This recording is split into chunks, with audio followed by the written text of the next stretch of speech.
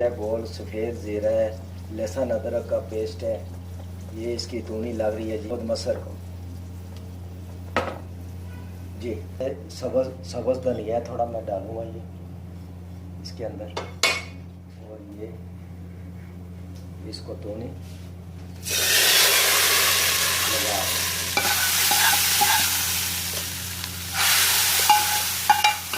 یہ ہو گیا جی تونی والی دال۔ یہ 2 منٹ اس کے اوپر پکانا ہے میرا، یہ ابھی ڈش میں ڈالوں گا۔ بسم اللہ الرحمن الرحیم۔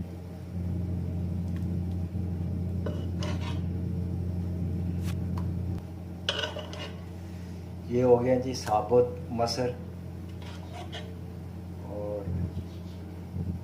یہ چاول کے ساتھ ہی آپ استعمال کر سکتے ہیں اور چپاتی کے ساتھ بھی، یہ دیکھ سکتے ہیں بہت زیادہ دونے والے مسر ٹیسٹ کرتے ہیں۔